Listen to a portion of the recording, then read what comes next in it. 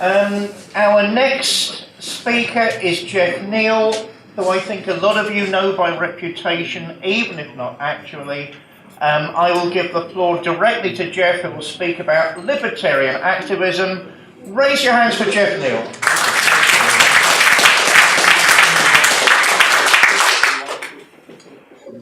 I hope you don't mind if I sit. I've only a few hours in the country, flying in from Texas overnight. My name is Geoffrey Neale.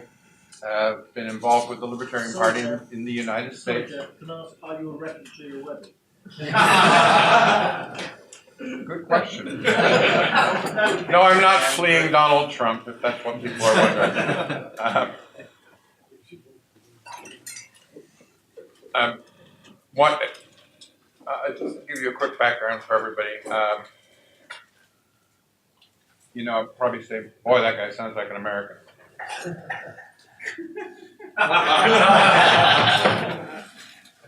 I'm a dual national. My parents moved to the United States when I was 8 years old. When I was 19, they moved back. They lived in the Bristol area. That's where I was born. When they moved back, I was 19, and I really think that was the day that I decided that I was an American. Because I stayed, they came back. They said, you can come back with us. And I said, no, this is where I belong. And then about 25 years ago, I moved to Austin, Texas. And that was the day I became a Texan. Now, of all the places in the United States, Texans don't say, I'm an American. They say, I'm a Texan. It's an interesting state. I love it, obviously. Now, I started getting involved in the Libertarian Party in California back in 1978. It's a long time ago. Involved with the Ed Clark for governor campaign. He ran for governor in 78, then president in 1980. I think I formally became a member, according to the records, it's 1981. I've had a lot of different roles and involvements within the Libertarian Party in the United States. I started doing things like being on county executive committees in Los Angeles, then on the state executive committee in California, then a county chair. Got elected to the National Committee of the Libertarian Party. I think I've served 6 two-year terms on that. Spent 4 years as chair of the state party in Texas. And I've served 2 two-year terms as national chair of the Libertarian Party. Then on my spare time, I do things like I was operations manager for the 2004 presidential campaign. Involved with a few other people. We created a super PAC and did some heavy test marketing on Gary Johnson's campaign just this last fall to prove to the entire libertarian population of the United States what it takes in order to move the needle of response, of results, of favorability for a presidential candidate in a single congressional district. And for only $125,000, we were able, after 2 weeks of heavy advertising, to move the support for Gary Johnson up 10 percentage points. Of course, when you have 435 congressional districts, and you need to do it over a 6-month period in order to keep the numbers high, it tells you the kind of numbers that we libertarians in the United States are needing in order to make an impact. Economies of scale, yeah, maybe could bring that down and do it for only $75 or $80 million. It's a daunting task. Now, first off, let me say thank you. I appreciate the opportunity to talk to you. Before I get into something, I'm going to tell you something. I'm going to quote people. And a lot of them are not libertarians. So I don't want to hear it afterwards, well, yeah, that sounds good, but he's not a libertarian. In Texas, we say even a blind squirrel occasionally finds a nut. It's really important for us to distinguish the message and the messenger. Even fools can say very wise things. And so I'm going to quote fools who said wise things. You don't need to tell me they weren't libertarian. I'm very well aware. Now, there is no lack of written word resources for libertarians.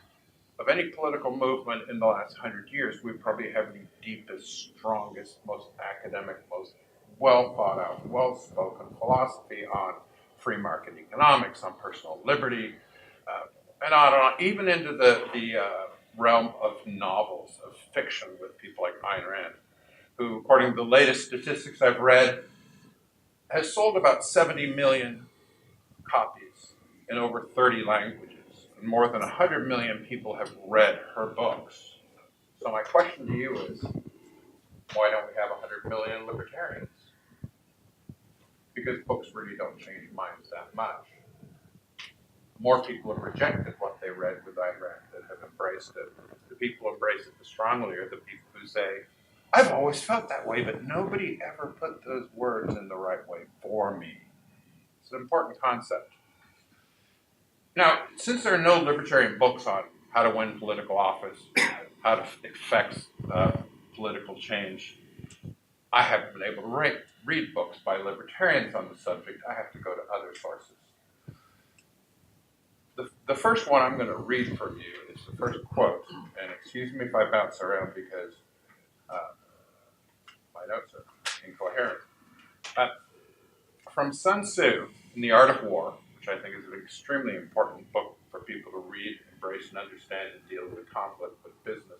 Not only just war. Even if you don't want to fight war, you need to know how wars are fought. He said, if you know the enemy and know yourself, you need not fear the result of 100 battles. If you know yourself but not the enemy, for every victory gained, you will also suffer a defeat. If you know neither the enemy nor yourself, you will succumb in every battle. Any political organization, especially the libertarians, need to know themselves. That's really the first step, in my opinion, on the road to developing a strategy. Without a strategy, I don't know how you can have a coherent plan to change anything. I've been involved in probably 8 or 10 strategic analysis workshops or groups or sessions within the Libertarian Party. Almost every one of them uses what's known as a SWOT technique. It's an assessment of strengths, weaknesses, opportunities, and threats. Now, I've spent weeks doing these, multiple people, multiple times. I'm going to save you all the time to summarize what each one of these came up with because it was all exactly the same. The biggest strength of the libertarian movement is the strong philosophical foundation. We've got all of these resources to go to back up why we believe what we believe. Unfortunately, at this point in time, I'm speaking, by the way, for the United States, largest libertarian political movement in the world right now. That's the only strength we really have. We don't have any others. Our biggest threat is that if we get our way, then the entire power structure of the world changes dynamically. There are huge numbers of organizations and people that stand to lose their special favors, lose their special consideration, lose their monopoly situations. And so therefore, those people who are out there as a threat to us are huge. There's a caveat to that. We're not strong enough to be taken seriously by most of them. They ignore us or laugh at us. Now, our biggest weakness is really simple. We don't have resources. We don't have enough members. We don't have enough donors. We don't have enough activists. We don't have enough experts.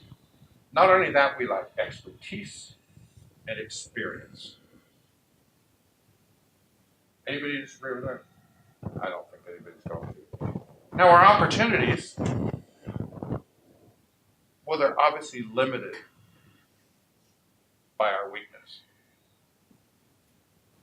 We don't have enough people to put huge marches on. We don't have enough money to buy advertising. We don't have enough expertise to run successful campaigns. And again, I'm talking about from the United States. This really is what it comes down to. And that weakness is what we have to address. Now, on activism, I'm going to find the right page. Sorry, I should have put these in a binder. I'm a bad guy.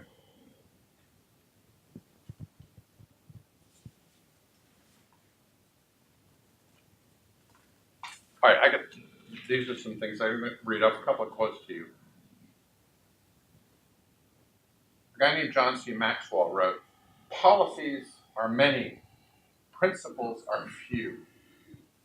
Policies will change, principles never do." This is one of our strengths, that our principles of libertarian philosophy are so strongly founded that we can change policies without affecting the principles.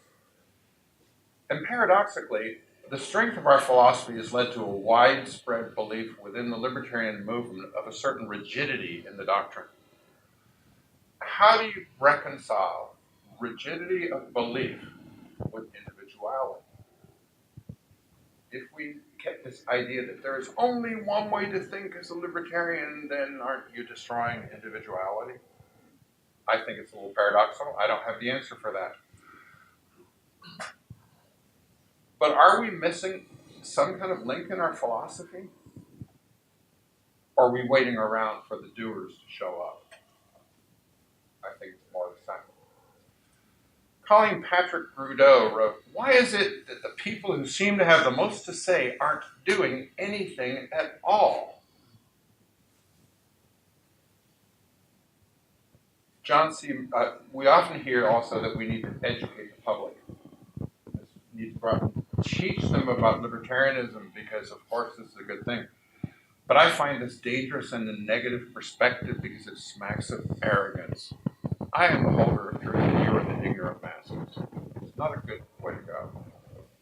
John C. Maxwell wrote, "Educators take something simple and make it complicated, where communicators take something complicated and make it simple." Politics is about communication, it's not about education. I really think that people who want to educate should go be teachers or work for a think tank. If you're going to be involved in a political movement, then we need to communicate, which is to pass along what we feel. And I'm going to talk more about that later.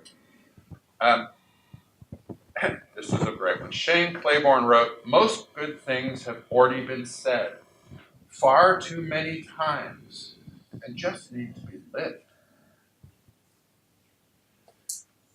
All right. Activism. Well, I'm a big fan of being an activist, and I think there's a million ways that you can be an activist. And I like to think that some of them are things that I do well. But I have a message: is stop reading books, stop writing books, and get in front of somebody else. Do something. Get active. I'm going to quote an Englishman because this is my favorite quote on action. T.E. Lawrence wrote, "All men dream, but not equally. Those who dream by night in the dusty recesses of their minds wake in the day to find that it was vanity. But the dreamers of the day are dangerous men, for they may act on their dreams with open eyes to make them possible." We need to be dangerous. We need to act on our dreams with open eyes. Eldridge Cleaver, co-founder of the Black Panthers, wrote, "There is no more neutrality in the world. You either have to be part of the solution or you're going to be part of the problem." I heard that when I was like 10 years old or 12, and I've believed it ever since. Elvia Alvarado, "But if you sit around thinking what to do and end up not doing anything, why bother even thinking about it? You're better off going out on the town and having a good time." No, we have to think and act. That's what we're doing here. That's what you have to do. Leonardo da Vinci wrote, "It had long since come to my attention that people of accomplishment rarely sat back and let things happen to them.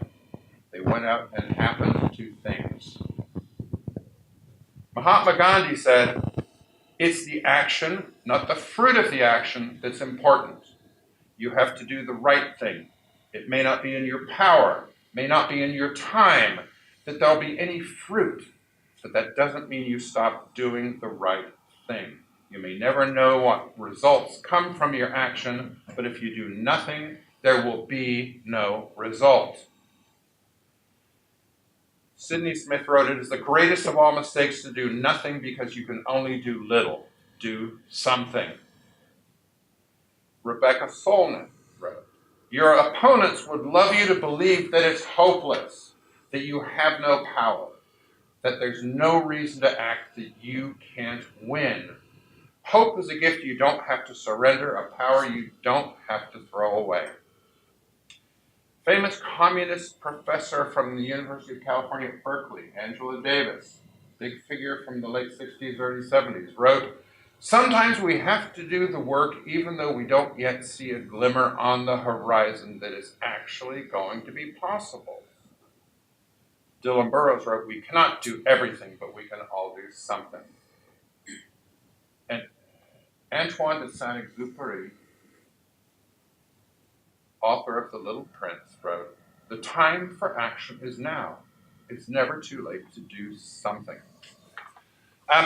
These people speak pretty strongly to why it's important to act, but then you go, well, gee, Jeff, that's great, but what? Well,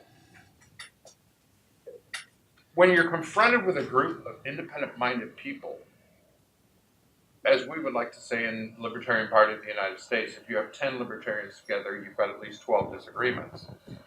How do you get activism from people like that? On another note, what I don't think a lot of libertarians get is that we cannot build a new tomorrow based on failed policies, practices, and structures of the past. The world has changed, yet the organizational structures and hierarchies within our society are very rigid, and many of them in the future are going to crash. They're going to come down hard. Our job is to come up with new paradigms of how things can work, more collaborative. Certainly every libertarian goes, I like collaborative, that's good. So it's really important that we understand that everything has to come into play here in terms of what it is we're going to do. But let's start at the top down. Can you make change from the top to the bottom? One of the earliest writers on change management says, change comes from top to bottom, inside out, period. And when confronted by a student saying, well, what if it comes from bottom to top, outside in? Said, that's called a revolution, that's not change. But I think a lot of people in many different political camps right now think that we actually do need a revolution. And to quote John F. Kennedy, those that make peaceful revolution impossible make violent revolution inevitable. So I'm working for peaceful revolution because revolution we need. We need revolutionary changes to our entire structures. All right, so I'm going to go now from an activist standpoint. I'm going to go off and just speak from the heart. I'm not going to talk to you as an organization of what you, when you get together, should decide what you do, because too often a committee is basically a group of 3 or more people deciding what somebody else is going to do, which is inherently authoritarian. So I want to talk about activism on a personal level. Well, wait a minute. You're telling me any one of you here could change the face of liberty here in England? And I'd say, yes, you can. We need to address our weaknesses. Number 1, stop educating people. Don't argue with them. Let's suppose you are a young person going, this free market economics stuff sounds really interesting. I don't really know much about Hayek, but I'm going to take a class in Hayek in order to learn about Hayek. And you show up the first day of class going, I want to learn about Hayek. And the professor comes down and says, asks a fine point about Hayek's position on X, and the person answers wrong. And the professor then says, you don't understand anything about free market economics. You're not a free market economist. Get out of my class. Well, that's kind of stupid, because the person came there to learn. But we libertarians have a tendency to do this. Somebody shows up, wants to learn more about libertarianism, and they show up, and somebody's going to ask them questions that they go, well, I don't know, or I think X, and they haven't worked it through. They haven't been exposed enough, and we chase them off. Now, by the way, this is not unique to the Libertarian Party. This is a common human condition, and I don't understand why we do this. Let's think things in another term, and I'm going to talk about something I know well. Evangelical Protestant churches in the United States, the successful ones, invite people in. They greet them warmly.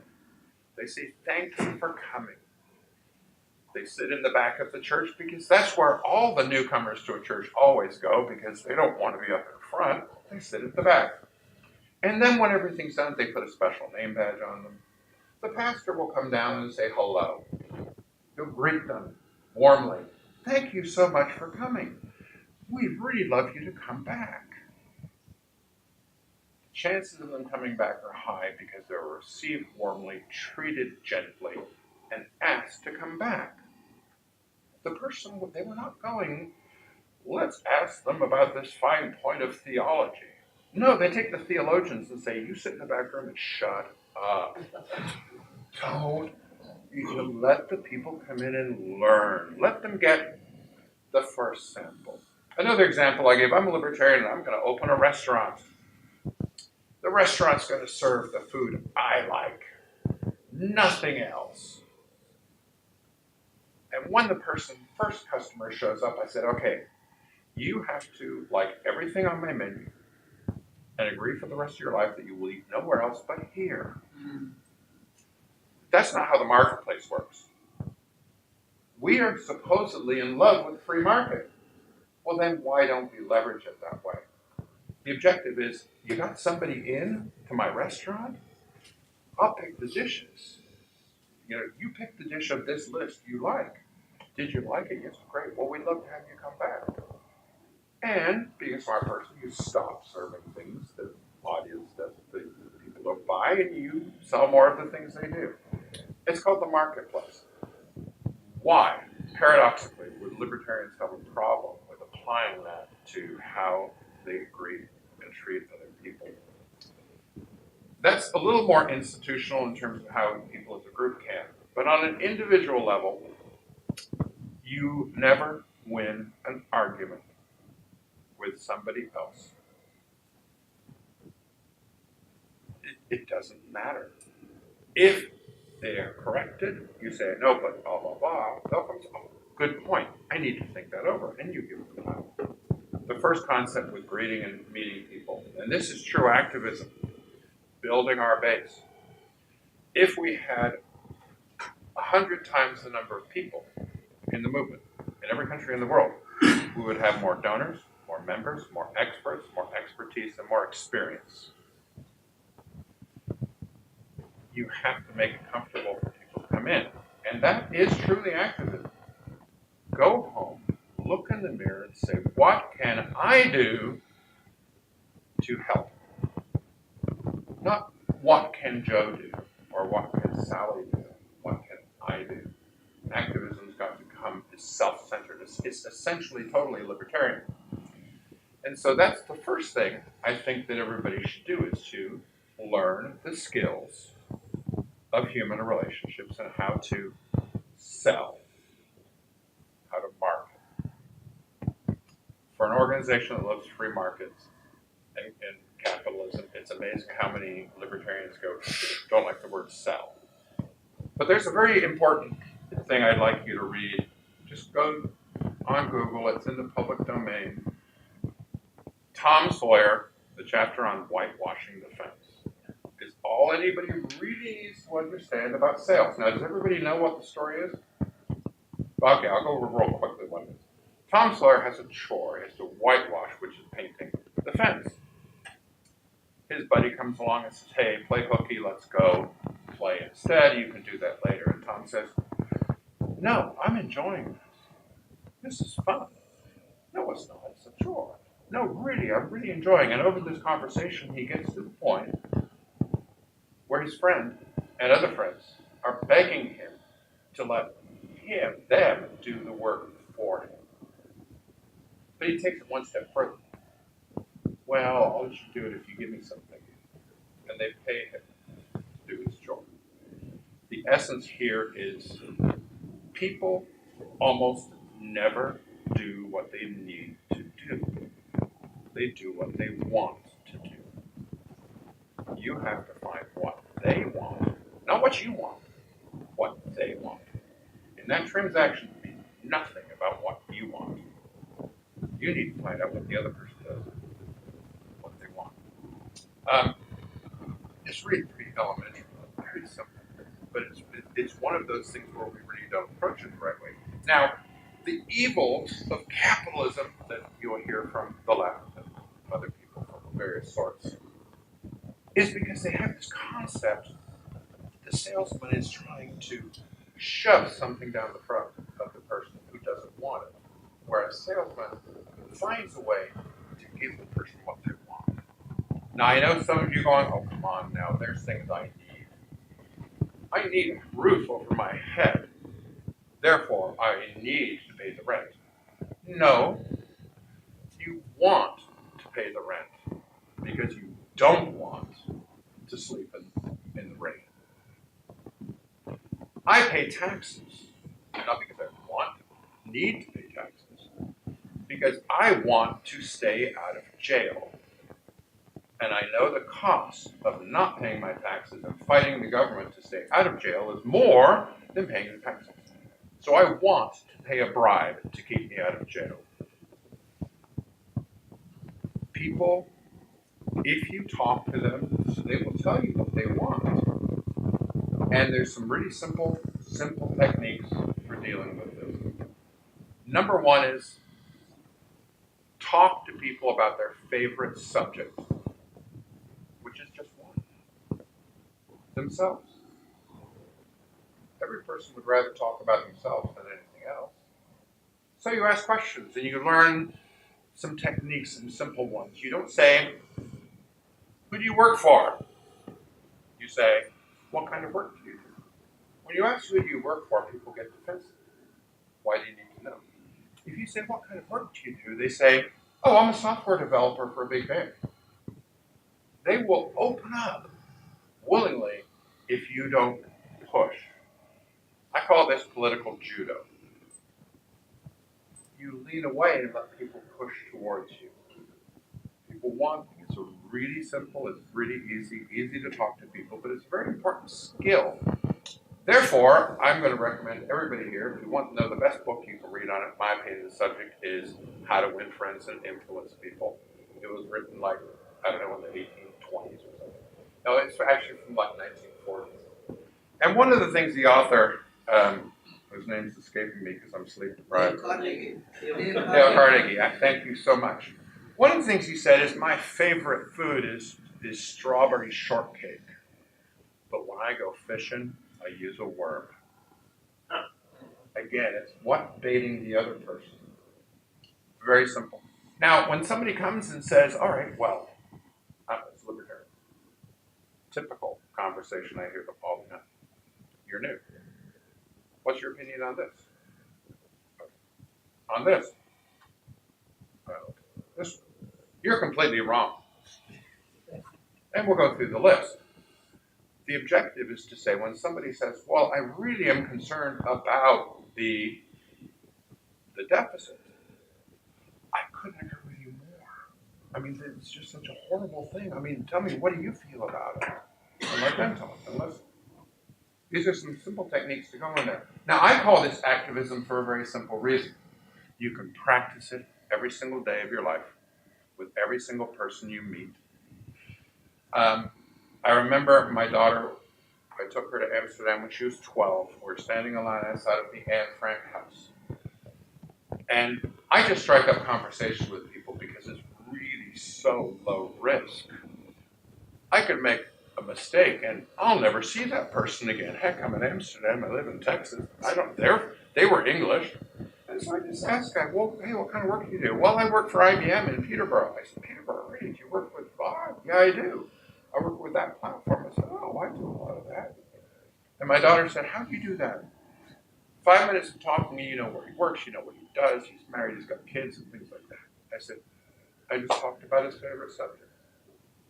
It's really very easy if you make it about them, not you. It's an easy thing to practice.